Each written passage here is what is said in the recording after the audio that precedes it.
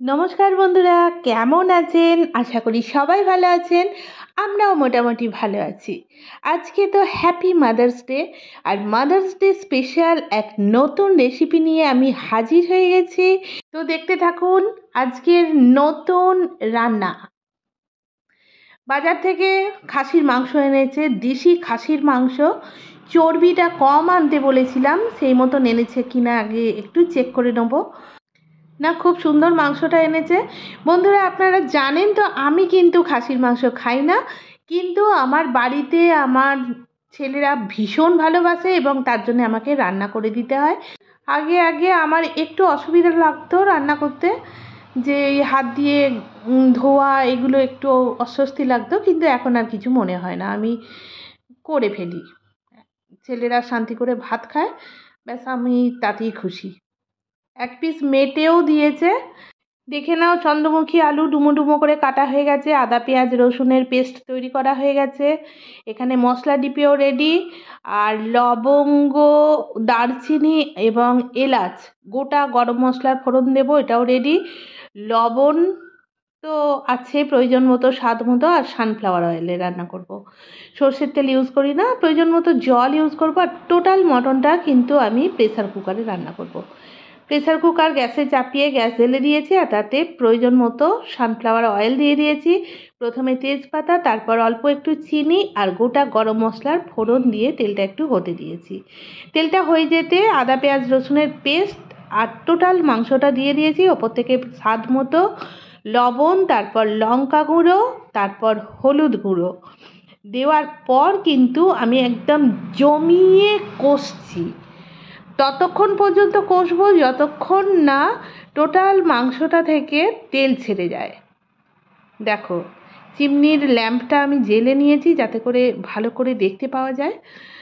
জানালাটা তো বন্ধ রাখতে হয়েছে, চিমনিটা খোলা আছে বলে। এই দেখো, এবার মশলা ধোয়ার জলটা ইউজ করব, আর তাতে আলুগুলো ধুয়ে আমি দিয়ে দিয়েছি, এবং একসঙ্গে ওই মশলা ধোয়ার জল আর আলু প্রেসারের মধ্যে দিয়ে দিলাম। আর একটু জল লাগবে, তাই প্রয়োজন মতো জলটা অ্যাড করে ভালো করে নাড়াচাড়া করার পর প্রেসারের লিড আটকে দেব। এরপর 5টা থেকে 6টা, আজকে আমি 6খানা প্রেসারের সিটি দেব। ব্যাস, গ্যাস অফ করে দিয়েছি। কিছুক্ষণ পর প্রেসারের লিডটা খুলেছি, আর দেখো মটনের তরকারিটা দেখো, খুব সুন্দর আজকের মাংসর পিসগুলো ছিল না। এই দেখো কত সুন্দর সেদ্ধ হয়েছে, দেখতে কত সুন্দর হয়েছে, এবং আলুগুলো ঘেটেও যায়নি, কিন্তু সিদ্ধ হয়ে গেছে। ডাইনিং টেবিলে চলে এসেছে প্রেসার কুকার সহ, আর আমার ছেলেকে খেতে দিয়েছি, তার জন্য এবার বাটিতে আমি মটনটা সার্ভ করছি। দেখো, মটনটা ভীষণ ফ্লেশি, ভীষণ জুসি, এবং রান্নাও হয়েছে খুব ভালো মনে হচ্ছে। আর ঝোলের কালারটা দেখো, একদম লাল হয়েছে, কেননা ওই যে কষার সময় চিনি দিই, তো ওই চিনিটা অল্প ওদের টেস্টও যেরকম ব্যালেন্স করতে সহায়তা করে, সেই রকম কালারটাও কিন্তু আনে, একদম টকটকে লাল রং চলে আসে।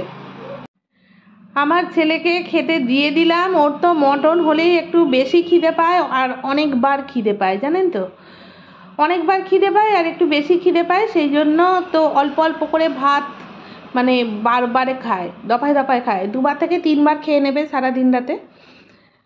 অবশ্য আমার মনে হয় প্রত্যেক বাড়িতেই তাই, যে যেটা বেশি পছন্দ করে সেই রান্নাটা যখন হয় না, বাড়ির বাচ্চারা একটু বেশি খায়।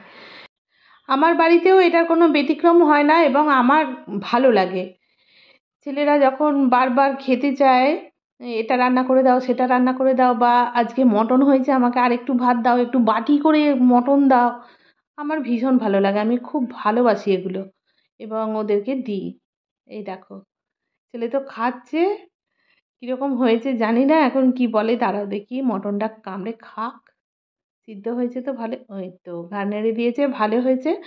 তো বন্ধুরা, যারা এই ভিডিওটা দেখলে অবশ্যই লাইক শেয়ার কমেন্ট করে জানিও।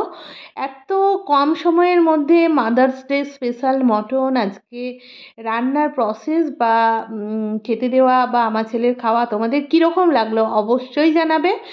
যেসব বন্ধুরা আমার চ্যানেলে আজকে নতুন, অবশ্যই চ্যানেলটাকে সাবস্ক্রাইব করে দেবে এবং হাসি খুশির সঙ্গে, হাসি খুশির সাথে, হাসি খুশির পাশে থাকবে। আমার ছেলে ততক্ষণ লাঞ্চ সেরে নিক। খুব শিগগিরই আবার একটা নতুন ভিডিও নিয়ে হাজির হব। ততক্ষণ খুব ভালো থাকবে আর হাসি খুশির সমস্ত ভিডিও দেখতে থাকবে। টাটা।